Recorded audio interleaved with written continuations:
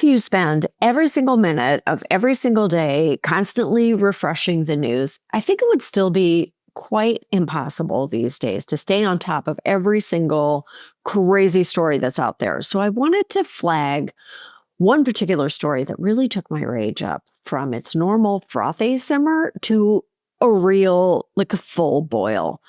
Oh, that is right. I have some serious choice words for the people at the shell of what's left at USAID who decided to spend over $160,000 to destroy $10 million worth of birth control products rather than allow them to go to the low-income countries they were bound for.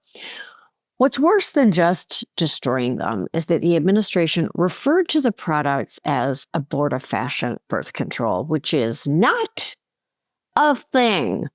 Birth control does not do abortions. Birth control does not end pregnancies. It prevents them. I know that they know this. I know that they intend to mislead, but I want to make sure you know that too, that we're all very clear on that. The birth control was kept in storage in a warehouse in Belgium for months as the U.S. decided what to do with it. And yes, we should clear out the warehouse for sure. The Belgians need that room to store all of their delicious, thick, crispy waffles, but it should not be destroyed. Planned Parenthood estimates its destruction will lead to 352,000 unintended pregnancies, 110,000 unsafe abortions, and 718 more preventable maternal deaths. These numbers are unthinkable and totally unacceptable. It goes without saying.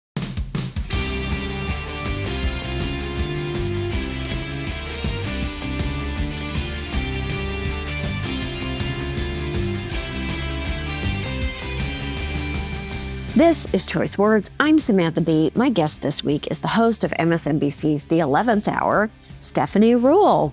I love hearing her talk about the economy because she cut her teeth on Wall Street. If you like the conversation, make sure to get tickets to see Stephanie at the upcoming MSNBC Live 25 This Is Who We Are event on Saturday, October 11th. And of course, head to SamanthaB.com for tickets to my live show, How to Survive Menopause, which is touring these United States. It's also, and this is nice, it's a finalist for the Listener's Choice Award at the 2025 Signal Awards, but it needs your vote. Head to signalaward.com or find the link in my Instagram bio to cast your vote. Until then, take a listen and make good choices.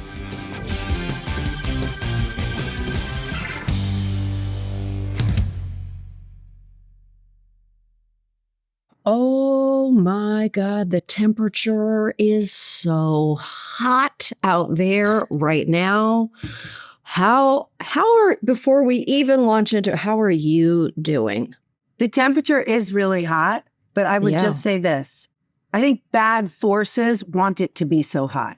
I think they do. Yes. And so what I think is we have a choice to lower the temperature. Like I actually think in general, everybody's good. I think people all want to take care of their families. I think they want to take care of their neighbors. And I think that the political divide that we're facing, I think there's forces that are just digging it deeper and deeper and deeper. So I just think we have the choice, just like stand in the light and try not to do that.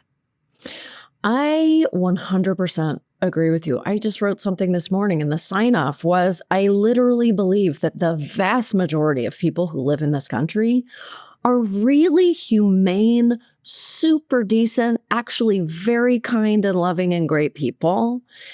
And those people are really super missing from the conversation for me right now. Like those voices of reason. Here's why. Because when people say and do super crazy things, it gets amplified and goes viral. And we need to start to think about the fact that going viral makes us ill. Okay? We keep talking about the algorithm, what the algorithm feeds us. Well, we can make a decision not to eat, not to consume what the algorithm is feeding us and say, let's find a more humane lane. And that's not me saying, turn your TV off or stop using social media. It's stop letting ourselves get peppered up and worked up.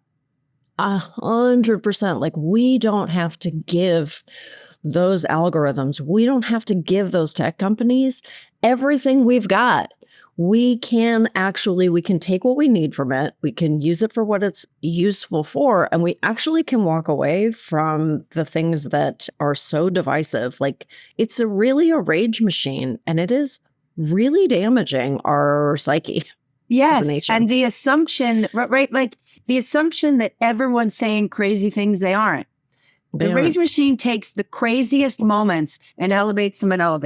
Yes. Right? Like, it's funny. Sometimes I will go places, or I went to a super fancy dinner party this summer.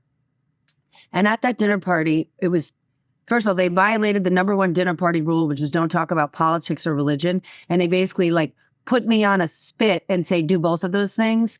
And after, people kept saying like, wow, what you said was like so reasonable and so just like common sense. I wish the news was that way. And I'm like, it effing is that way. It is that way every day. You're just choosing not to watch it. You're just choosing to consume the craziest edges of what the algorithm feeds you and the rage machine. So they're like, wow, I wish this was the news. And I'm like, it is. It is the news. It is the news. You're watching YouTube.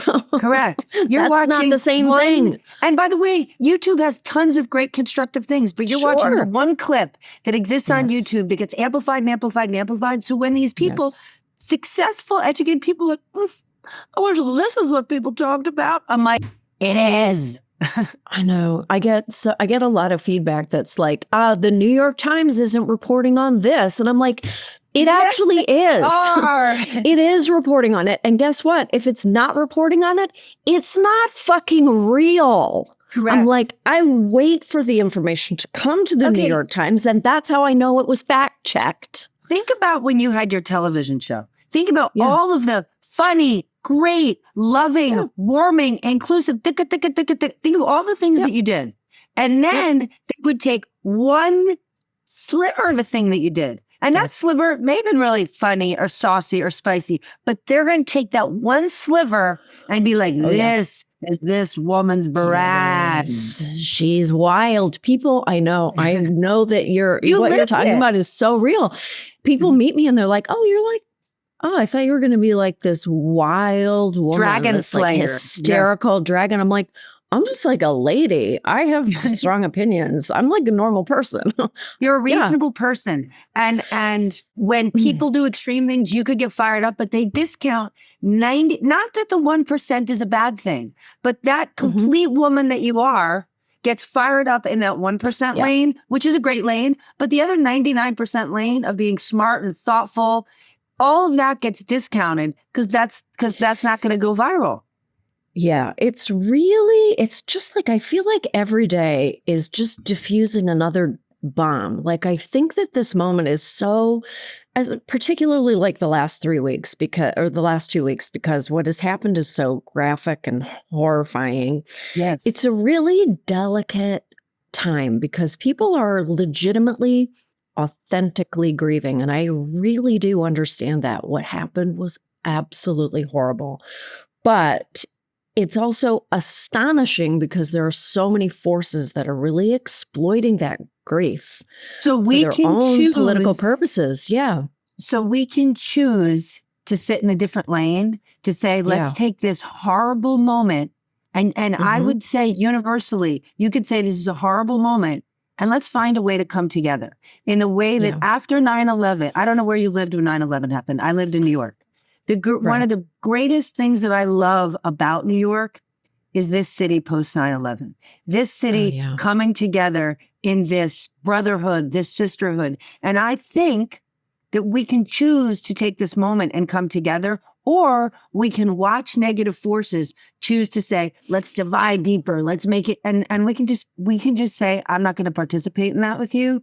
I'm going to come together. It's like people assume that fighting fire with fire, water is the most powerful element. And if you flood the zone, and people are like, love, they wrinkle their nose. When you flood the zone with love and compassion, I double dog dare you to burn me down. Right. That's nice. Like a cooling yogurt drink. Thank you. Cooling, right.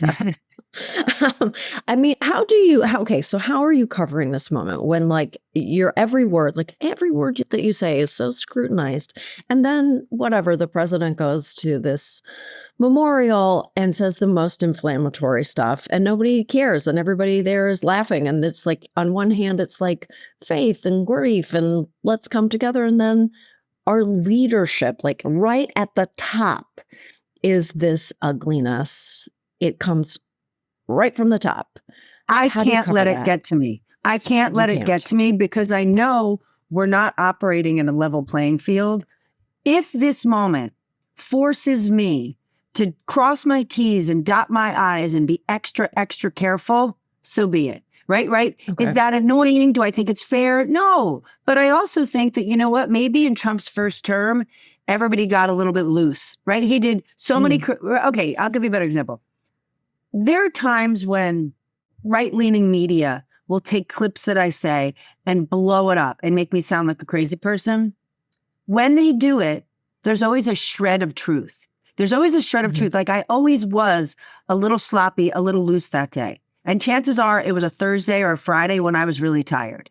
And so the answer is right now, keep it tight. Like make sure everything that you say and do, you don't have to bend the knee. You don't have to say, thank you, dear leader. You're so perfect and wonderful. We just have to cover the facts. And there are enough facts right now for us to cover that we don't have to go over the edge. And to your point, is it fair when you say, how come this person can say this and this person can't say this? No, it's not fair. I can't fix the playing field. I can just try to win the game. And how do you, because I know that even on my silly little show, 30 minutes once per week, we had a robust fact checking team. Like I think that they were just like some of the best in the business. How are you actually kind of like technically doing your work? You must have attorneys standing by, standards and practices standing by, kind of parsing everything. What does that actually just physically look like? It's just a lot of work. Like. It's an enormous amount of work. And I would say I feel super, super privileged to have that giant cushion, right? It's a giant labor-intensive, expensive cushion that protects us. But I also feel great about it because in this moment of misinformation, when lots of people are spreading things that are incorrect, I don't want to be part of it. And I know if I was doing my own independent thing, I would never have that robust fact-checking legal effort behind me. So to have it now, I'm super privileged. The downside is potentially what I do is less exciting. It's less wild. I am telling you things that aren't as crazy and wild and explosive that'll get you fired up, right? And that keeps me from going viral. And on one hand, that's what everybody wants. They want to go viral. They want to be the hottest thing. And I just think in this moment when everybody wants to be hot, so many people are getting burned. Why don't we dare to be constructive? I've been very disciplined actually lately because I did find myself kind of getting tricked by like a photograph that was totally generated. And I was like, I can't believe I'm seeing this. Yes. And it's just not real. Like, are you exercising even more caution when you're out there? Because wow, it is wild. Yes. And I think that, credibility is gained in drops and it's lost in buckets. And so I don't want to be on the wrong side of things. And listen, like, I could say to you, dare to be boring, but I'm pretty sure neither you nor I, not one day in our whole lives, has anyone ever said that either of us are boring. Like, right? No one's going to accuse me of being like a boring newsreader. And if it means that I'm going slow and steady, I'm going to go slow and steady. And if that means I'm not the hottest, coolest thing, so be it. Slow and steady wins the race. Or at least stays in the game. Stays in the game. Yeah, stays in the game. Okay, because let me just say that's the most important thing. Right now, democracy is at risk. Journalism is under attack. And so on one hand, like, I wish we were swinging for the fences and punching? Maybe. But I just want to stay in the game because sometimes I think that they want you to swing for the fence so they can throw you out of the game. I think that is so correct. I was like, kind of like listening to the memorial service, and I was like, oh, you are provoking.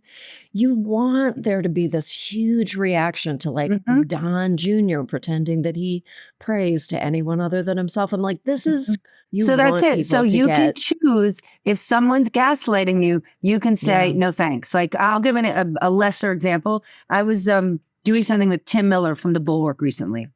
And yeah. this was before Charlie Kirk's assassination. And he said, like, it kills me that when we're talking about Jeffrey Epstein, I watch on some news channels, they say alleged. They say alleged, or like Donald Trump was allegedly involved. Why you got to say allegedly? Here's why. Because we get to talk about Donald Trump being connected to Jeffrey Epstein. If I have to if I have to include the word alleged rather than say he did bad things, I'm happy to say alleged because I get to spend 10 minutes or 20 minutes or an hour talking about it. And I don't want to live in a world where journalism is so clamped down that no one ever gets to hear that Donald Trump even knew Jeffrey Epstein. Boy, it's so funny. I actually watched that interview. I watched it and I thought to myself, like, it almost feels pastoral now to even be talking about the birthday, like the Epstein birthday book. And that was really only 2 weeks ago. But but they want that, right? Yeah, Remember, they do. the name of the game is distraction. So if you let what Don Jr. said at a memorial or what Stephen Miller said occupy all of your brain space and you cover nothing else, then you just fell for it. You just realized your business needed to hire someone yesterday. How can you find amazing candidates fast? Easy. Just use Indeed. When it comes to hiring, Indeed is all you need. Stop struggling to get your job post seen on other job sites. Indeed's sponsored jobs help you stand out and hire fast. With sponsored jobs, your post jumps to the top of the page for your relevant candidates so you can reach the people you want faster. And it makes a huge difference. According to Indeed data, sponsored jobs posted directly on Indeed have 45% more applications than non-sponsored jobs. Plus, with Indeed sponsored jobs, there are no monthly subscriptions, no long-term contracts, and you only pay for results. One of the things I love about Indeed is that they actually have everything that you need to hire all in one place. All in one place. Let's corral it all in one place. Resumes, messaging, scheduling. No more posting on message boards, emailing resumes back and forth, getting lost, trying to keep track of who said what, who said it when. Indeed makes hiring simple, which allows you to hire faster. How fast is Indeed? In the minute I've been talking to you, 23 hires were made on Indeed, according to Indeed data worldwide. There's no need to wait any longer. Speed up your hiring right now with Indeed. And listeners of this show will get a $75 sponsored job credit to get your jobs more visibility at Indeed.com/Samby. Just go to Indeed.com/Samby right now and support our show by saying you heard about Indeed on this podcast. Indeed.com/Samby. Terms and conditions apply. Hiring? Indeed is all you need. I was extremely shocked when they pulled Jimmy Kimmel off the air. What was your it took my breath away. Did you have that same reaction, or did you just go, I expected something like, I was surprised that they did it. What I wasn't surprised is anybody who read Project 2025, and I remember during the campaign talking about Project 2025 on Bill Maher's show, and he shut me down. And he's like, Democratic talking point. And you know what we have every minute of every day? Project 2025 playing out. And now I'm not defending any of these businesses. What I'm acknowledging is, what are they all doing? Trying to stay in business. And so when you say, what the heck are all these tech leaders doing? Praying at the altar. How are they going to the White House? Like, you're so handsome, President Trump. And when did you did you become more handsome yesterday? Here's why. Every one of them presides over a huge AI business. AI is going to change every element of our life. And wouldn't it be great for them if there either was no regulation or they controlled the regulation so they could be the only players? And we are watching over and over an administration that has huge regulatory power and that can control what happens to businesses. And so businesses have left the lane of saying, I'm going to talk about what's right for the economy. I'm going to talk about rights for business people. And they're saying, this White House is either for sale or for rent, or this is how you have to negotiate with them. This is how I'm going to play the game. The problem is beneath this game is our democracy. How do you, because I feel like people who have lived through or lived under an autocratic regime have been telling us forever that this was coming. They have been warning us. They have been sending out flares for years and years. And we don't seem to have the ability to like hold those ideas or truths in our head for quite long enough. How do you communicate that to people, or how are you? I think it's really to make people hear it. Do you remember during the campaign when Democrats tried to push this idea, or in their opinion, educate Americans to say democracy was at risk? It was a losing campaign strategy. People are like, I don't know what that means, because at the end of the day, people are trying to this goes back to the first thing you said. They're trying to take care of their families. They're trying to take care of their neighbors. They want to put food on the table. They want to make enough money. They want to get to go on vacation. They want to go to a good school. They're not thinking about democracy. But the problem is, without decency, without democracy, right? That's the foundation in which we're built upon. Everything above it gets cracked and destroyed. Okay, if you don't have a functioning democracy with three equal but separate branches of government, you're not going to have an economy that thrives. Other countries aren't going to build businesses here and invest in the United States. Why? Because you don't want to build a business that at any point the government could come in and say, hey, I'm taking 15% of your business, mafia style. Right. Okay. Right. And so it's easy for people to be like, I don't know what the heck you're talking about. Like, democracy is at risk. Or they're not reading, Heather Cox Richardson's newsletter, where she's walking through this in every letter that she writes and has been since she started this thing.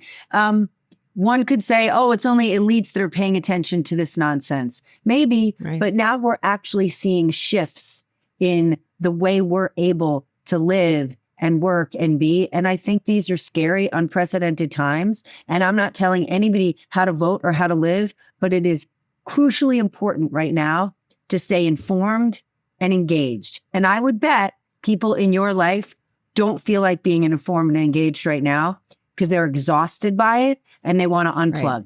In addition to hosting your show, you also host a personal finance series on The Money Bouncing Back. I think people are so confused by what is going on in the markets right now, and I am confused by what is going on in the markets. Okay, I'm going to make this one really simple on the markets, right? Because people are like, I don't understand. If all these bad things are happening, if the tariffs are, why are the markets through the roof? I'm going to just make this one really simple. Because there are 7 mega tech companies. And I'm talking NVIDIA, I'm talking about Meta, I'm talking about Google, I'm talking about Tesla. These companies are so big and powerful. And unlike most other businesses that are impacted by the tariffs or immigration, they're not. Some of these are now multi-trillion-dollar companies. And they are driving the whole market, right? They outweigh everything else in the market. So if you look under that, talk to Nike, talk to Walmart, talk to John Deere, companies that have to sell products in the United States, companies that have to manufacture, that need parts to manufacture things from overseas, right? John Deere just announced they're having massive layoffs. And go outside right now and go buy a bagel, go buy an orange juice, right? Orange production in Florida is the lowest it's been since 1930. Our lives are really expensive.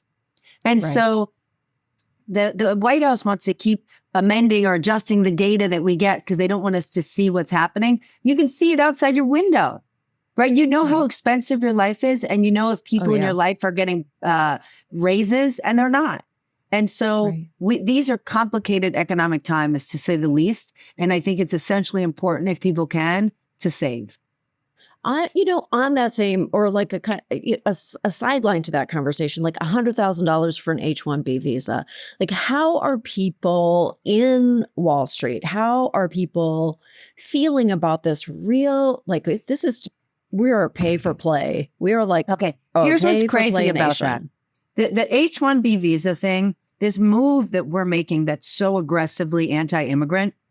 Yeah. I think 4 of those 7 mega companies I'm talking about, I think 4 are run by people who were not born in the United States of America. Yeah. Okay. And so this move that we're making is completely not modern or rational, right? So when you say like, we want to onshore every business and manufacturing is coming back here, you tell me, you and I take a driving tour of America. Tell me where we mass produce sneakers and clothes. We don't. Tell me where we have coffee plantations, right? And banana farms here. We don't have those things. And so on one hand, you and I, where did you grow up? In Canada, in Toronto, actually. In the Great White North. In the Great White North, in America's hat. It's fair to say that decades ago, our manufacturing in the United States was hollowed out. It is fair to say that manufacturing went all over the world, and the United States made a decision that made in the USA was not our priority, and getting the cheapest, fastest products was. So the same people who are demanding we need to onshore everything and manufacture here, when they open their front door, there's 7 Amazon boxes sitting outside. So 100%. What they're saying just doesn't align with the way that we live anymore. How do you think that Democrats could message better on the economy or like money related topics more successfully? Because I do think there's I think they're not practical. Chaos. I think that people in the United States do want to be rich. And I think they do want to pursue the American dream. And I think that Democrats, and I'm not a political strategist, are oftentimes so careful and so determined to be inclusive that I think sometimes they miss the plot. That it's like, and I've said this before, it's like they don't want to sing happy birthday until every kid in America has a cupcake. Well, guess what, boys and girls? That's never going to happen. So I think they need to get practical talking about, and listen, businesses will tell you in the last administration, they didn't feel like it was pro-business. They felt like we had Lena Khan in an FTC chair who was not pro-business. But what they got in Donald Trump was somebody who has his thumb on business, who wants to control it. I mean, if a Bernie Sanders was the president of the United States and was now saying the US government is going to take a stake in these different companies, we would be losing our mind. Okay, ready? The same people in New York City, Wall Street guys, are going bananas that Mamdani could be our mayor. And if he's our mayor, he's proposed that, he could want to open a few grocery stores that are government run that would be cheaper. People are losing their minds saying this is going to be communist Russia. There's going to be bread lines. This is un-American. Bread lines. Yeah. That has the, and by the way, he would be one mayor in one city that, by the way, the council and the governor wouldn't let him do any of these wouldn't let him do any of his most extreme things. 100%. He wants to open like 4 community fridges. Correct. Yet there's a president who's saying the Intel CEO should get fired. Oh, no, forget it. We're not going to fire him. The government's going to take a stake in their business. Like nobody's allowed to sell chips overseas. Yes, you can sell chips to overseas, and we're going to take a piece of it. Like none of it makes sense, but the business community has basically figured out the only rhyme or reason behind what the president is doing is ensuring that he gets a piece, that he gets a cut. And so unfortunately, what I think we're seeing from the lion's share of the business community is they're not speaking out. They're saying, hate the game, not the player. I have to survive. And survival and their priority is, how do I keep my company afloat? How do I keep my shareholders happy? How do I keep my customers happy? How do I keep my employees from not quitting? Right. Saving democracy is not on their list. And so unfortunately, they're clamming up and they're saying nothing. But by them saying nothing, they're hurting themselves, because we've seen time and again, people who are fighting back to the administration, whether it's Gavin Newsom or J.B. Pritzker, right? They are winning in the courts, right? The tariffs might get overturned. And that was started from small businesses in Florida who said, hold on a minute. The president claims he was putting the tariffs in place because we were living in an emergency. And they're saying, we're not living in an emergency. And they might actually win. The tariffs might get overturned. So those who actually are banding together and saying, we're not going to do this. Imagine, Sam, if when the president first went after the law firms under the guise of it was, I can't remember if it was DEI or anti-Semitism. I don't know what they claimed it was, but it was really, he didn't like law firms that worked with anyone who helped Kamala Harris. Yeah. If the law firms, instead of eating each other, when he went after the first one, Paul Weiss, if instead they would have all put their arms together and said, we actually know a thing or two about constitutional law, we'll see you in court, then maybe they would have won. Just like the media.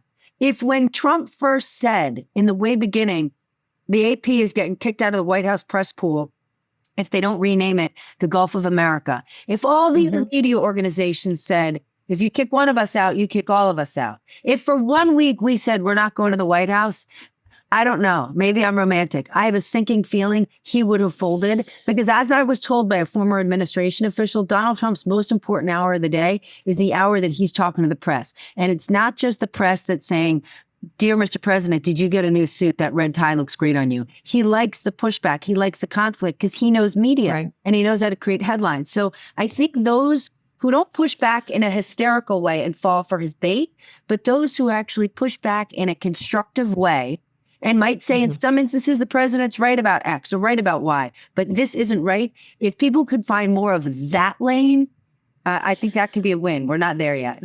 Yeah, no, we are not there yet. But it was like, it feels like 100 years ago, but it wasn't when he was doing something and Harvard was like, no. Just Harvard was like kind of the first really vocal, hard pushback, no. And it was really, I think it invigorated something, like it connected with something. And I actually think that has fallen apart since. Well, also in other organizations' defense, Harvard has more money than everybody else. Right? Much more money. They're kind of the ones who could do, they have the best lawyers they have the biggest, the finest legal minds. Yes. And that's where I want to defend when we get mad at businesses for not standing up or schools for not standing up and fighting back. A lot of them are like, man, we're just trying to stay in business. We can't be the hero you want us to be. And so I think Harvard has the money to do it. However, they're also the exact opponent that Trump wants because it's Harvard. Nobody loves to hate Harvard for lots of decent reasons. You know what's ridiculous? Food waste. When food rots in landfills, it creates methane, which heats the planet 80 times faster than CO2. And most of that food waste is from our homes. But there is good news. This is a problem we can actually solve. Meet Mill. Mill is the cleanest, easiest way to keep food out of the trash. You just drop in scraps, those sad leftover chicken tenders, the apple core, or the pumpkin guts from your fall carving, and Mill quietly transforms them overnight. No smell, no mess, no fruit flies, and it can hold weeks of scraps without overflowing. Then those scraps become nutrient-rich grounds you can use in your garden, or Mill will send them to farms for you. We've been using Mill for months, and honestly, it's changed how I think about waste. My kitchen never smells anymore. Fridge cleanouts don't stress me out. And I love that I'm not taking out a dripping trash bag every other day. Doing something good for the planet has never been this easy. But you have to live with Mill to really get it. Good thing you can try it risk-free and get $75 off with code SAM. Visit mill.com/SAMB. That's mill.com/SAMB. I mean, there are people, though, who could be pushing back harder who really aren't. And I'm like, I don't understand how much is enough for you. But at some point, if you have all this fuck you money, isn't it your turn to say fuck you? Don't you actually have to stand up at some point and go like literally, what is the point of any of it if you're never going to take a stand on anything? Especially because at some point, they're going to come for you. Or that castle that you live in with a moat around it, outside that moat, things will be burning. Do you want to live in a world like that? I think not. Do you want that? I actually do really understand and have compassion for a small business who can't take they can't take a hard line. They don't have that option. They have employees. They care for people. They have lives. But if you already have a couple of $1 billion or like a couple of $100 million, isn't it kind of your job? Like, aren't you kind of the only people who can really stand up? You can fight a lawsuit. You have the money for it. You have the resources. It is your job now to stand up. And it's amazing. I was at a big CEO conference last week, just watching a lot of these business leaders twist themselves into pretzels to find a lane to continue to compliment. And I'm like, come on now. Nobody's telling the truth here. Yeah, nobody's doing. I mean, I don't like that's. That is what I wish we could just like flip the switch on that. I'm like, how bad does it have to get before you all who really could do it and are the only ones are going to just like, okay, you do have to be heroes. We actually need heroes right now. But here's a bummer. Like the spirit, right? The idea of Doge or the idea of cleaning up the government. You and I could both say like, yeah, let's do that. Of course. And when you're around sort of the Washington set who's ingrained in the bureaucracy, I'm often like, Jesus, do we need an agency on top of an agency that governs an agency? Sure. No, we don't. Yeah. But what we do need is constructive, honest brokers to actually do these things. And the problem is that's not what we have. Yeah. People with real expertise. Yes. We are sort of I mean, listen, we've got RFK Jr. Like we are veering away sharply from expertise. And I do miss feeling that adults are in charge. No, but listen, you're a mom. There's a lot of what's in the idea of the MAHA movement that you could connect to. Right? Yeah. Like I care about the food that we eat. I care about how it's produced. Yes, like I look at what the red dye from Takis on my kids' t-shirts look like. And I look at it as I'm doing the laundry going, this is like, I can't believe this neon red dye is inside the bodies of my children. So on one hand, I'm like, yeah, let's take this on. And then as I'm going, let's take this on, and they're saying taking Tylenol when you're pregnant might be linked to autism. I'm like, no, I thought we were just taking the dye out of Takis. Oh my God. Although it could be all over my sweatshirt because we do have a packet of Takis upstairs. And I'm like, those do sound delicious. And my mouth immediately started watering. They do. It's so weird. I was like, the first time you eat one, you're like, this is poison. Like the first time it goes in your mouth, you're like, this isn't a food. You're like, no. You're like, did I just, like, I remember the first time I'm like, was this like a rat poison that was somewhere in a corner? But then 6 times out, I'm like, hey, you got those Takis? Let's sprinkle them on a turkey sandwich. Yes. 100%. I'm going to lose my Takis sponsorship. No, but like, it tastes like something that was like, it's like the byproduct of making gasoline. Yes. And then I'm like, I just need like 15 more just to really. Yes. And then you walk by a teenager eating them and you're like, let me just get in there a second. Yeah. Just give me 5. Yes. Okay. You're going to be part of the upcoming, you got an MSNBCLive event in New York. Yes. Okay. Doing live events these days, that is tough. Okay. How are you feeling about it? What do you think I feel great about the audience? Because here's why. People are desperate for a sense of community. And they're desperate to come together.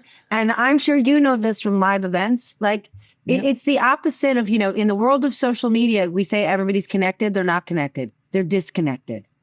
And I think that coming together and being with your core audience and being with your favorite guests, I think makes a huge difference. And people are saying, are we afraid to congregate? Do we want to get together? The answer is we're not going to be afraid. Community is what makes us great. And I'm super excited to do it. That's great. I just had a live event last night and I was like, it really almost feels in a way when you are connecting with your real audience, there is a communion there. It is good for them and it's good for you. There's the hugs that you get from your audience today. I bet they are much deeper than they were 5 years ago. Oh, much deeper. They're not saying I love you. They're saying I need you. I need you. It's like that real, you feel their hands on your back and you need them. I love it. I need them. I feed off of it. They're like, this is so annoying. I know, but I have to hug you. I'm like, it is so not annoying. I need it too. We're all just kind of human. Like, not too many hugs. Like we're not hugging for too long, but like, let's get in there. Yes. Okay. How do you teach your kid? I feel like this is kind of a little bit off topic. I want to talk about financial literacy. Okay, this is my favorite topic. It's so difficult to teach people are not financially literate. Okay, here's where I'm going to say it's not. You're wrong. Our kids are going to be forever financially illiterate if we let them just keep swiping and clicking. Okay. If we let our kids just put everything in the Amazon cart, and we can be lazy and say, put everything in the Amazon cart because we convince ourselves that if it's the Amazon cart or the Walmart cart, it's cheap and it's fine. We need to stop doing that. And instead if the answer, and you're going to go, oh, you two are giving your kids money, but let's be realistic. Let's say we're giving our kids money. Give your children cash. Okay. I am a deep believer in being on a cash diet. So I'm going to give you an example, bacon, egg, and cheeses. So bacon, egg, and cheeses used to cost $5 or $6. Now, in lots of places, they cost $11. Or an orange juice. An orange juice might cost you $9, and it used to cost you $3. If you give your children a set amount of money, or you even talk them through their summer job or their part-time job, not using a card, just using cash, they will start to understand the value of things. Because if they've only got $20, and if breakfast costs them $14, they're going to stop going out to breakfast and they're going to learn how to make eggs at home. And so I just think the fastest way for us to get our kids to understand money is for them to actually spend green dollars, have a set amount, right? I say that when I do stuff with like younger people in New York City who are trying to manage themselves financially, don't ever go out with credit cards. Okay. If you and all your girlfriends are out, you're not going to buy one more round of drinks for everybody if you have $20 left. If you have $20 left, you're going to put your ass in a taxi because you don't want to take the subway, and you're going to go home. Right. And this makes me sound like the true grandmother of like nothing good ever happens after midnight. But if you are going out, if you are going out only with cash, you're not going to wake up the next day and say, oh my God, there's these 16 different things I'm not doing in my life because I don't have the money. And I just blew $600 on my credit card. Stop using that credit card. I love this message so much. I really am a cash person. I feel like I thought I was the only person left on earth. No, it's you, me, and Tony Soprano that I'm like, I got cash. Yes. Let me just off my roll. But like, I really like it. It makes it's tangible. Because if it's not tangible to me and my brain, and I'm like very cautious and Canadian about spending. I was going to say, you're Canadian. Okay. I know. You're Canadian. But if suddenly you stop using cash because you're like, it's just so convenient to always swipe. It's so convenient. Then you look at what you're paying for things and you're like, hold on a minute. Yeah. I would even say that the new tip culture is ripping us off, right? If you look at the new tip culture, I was at a restaurant the other day, and when you're paying for everything online, right, it's supposed to have the lowest tip here and then here and then there. I go to swipe and it had 30%, 25%, 22%. And I almost just went, and I'm like, I just went to a falafel place that was takeout, that I went up to the counter and ate at the table. And I almost gave you a 30% tip. Now, someone watching is going to go, look at you two women. You can't give somebody a 30% tip. It's not about that. It's not about can we, it's not about can we or can't we give a 30% tip. Yes. It's, are we being financially responsible and being financially literate? And this goes back to, if you're always swiping, the system knows you're swiping. Then when you walk in to pick up a pizza, that there was no service, and they say, would you like to give 35% tip? And you're feeling awkward because they turn the screen around. Like, just ask this one question. Stop turning the screen around, pay with cash, and walk out. Oh, 100%. I bought coffee the other day. I was like, I buy a pound of beans. I took the beans. I brought them to the counter. Nobody did anything. And then they're like, 35%, please. I'm like, hold up. Yes. And then you're meant to feel bad. Now. Well, right? I was once a waitress. And so waitresses, right? And we weren't even paid minimum wage because there was a tip. Now, it just doesn't make sense. And so I'm just saying, rather than get into this awkward battle royale and tip culture, and get yourself in a swipe-a-thon, or your kids, start using more cash. I feel like working in customer service is one of the gifts you can force your children. Everybody should work in customer service. I'm a very generous tipper as a result, but I will not be taken advantage of. But I'm with you, cash. I'm going to go one further in terms of customer service jobs. Everyone is racing for their kids to get internships. And I don't mean an internship when their kids are 21. I'm talking about like my kids 14, 15, and an internship doing what? Going to an office and sitting next to somebody and shadowing them for the summer. You're doing nothing. You know where you're going to learn? Working in a restaurant with short order cooks. Okay? Being a food runner. Like trying to seat 6 tables when 4 more people have walked in without a reservation. That is crisis management. That is customer. That is everything. Yes. And those are such Yes. crucially important jobs for people to have, short-term, long-term. Yes. I'm so glad I had them, and I'm insistent that my kids do. Me too. Same. I'm like, you got to My son is not got to gonna get learn out there. to be a titan of industry by interning at an investment bank when he's 19 years old. He could learn to be a badass at anything if he actually worked in a restaurant kitchen for a summer. 100%. I know. I feel like teenagers, I know my son was like, should I get into like online gambling? I don't know. He had this like cockamamie idea. I was like, I will not facilitate that like whatsoever. And if you are going to do that, you are going to be working in a supermarket, and you can gamble your own money when you earn it. When you know what it is to earn $15, feel free to gamble it away. You'll stop tomorrow. But here's why he's drawn to online gambling or day trading. Because right now, the algorithm shows them there's a 22-year-old kid that didn't even go to college that like invested in crypto, bought a Hummer for cash, and lives in Miami. He's trading sneakers. I'm like, correct. This is not. And if your son, with the money that he made from working in the grocery store and in the savings, wants to take that disposable income he has over here and set it on fire day trading, have at it. Yeah. But you need to go to school. You need to have a real job. And once you do 1 and 2, if you want to set the world on fire in category 3, have at it. But going all in category 3 means you and I have given up on our responsibilities as parents, trying to give them the foundation to succeed. 100%. I'm like, well, you better earn that 50 cents that you're going to piss away, because I'm not giving it to you. Correct. And let's get those resumes out, shall we? Let's get those cover letters ready. Yes. Cash. I love it. You're a cash business. I'm a cash business. I love this advice. I think it's fantastic. And I never liked it. When they tried to go cash free in New York, I'm like, this is the worst idea I've ever heard. This cannot happen.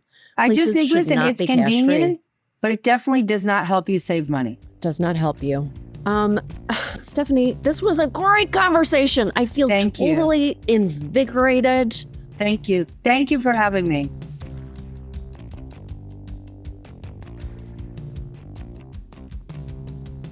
That was Stephanie Ruhle, and I had no choice but to look up one thing. She thought that 4 of the megatech companies are run by immigrants, and she was right. But I'm going to add to that.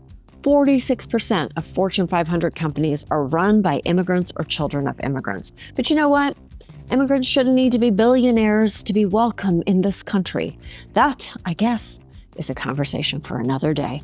Thanks for joining us. I am Samantha B, and we will see you next week for some more choice words.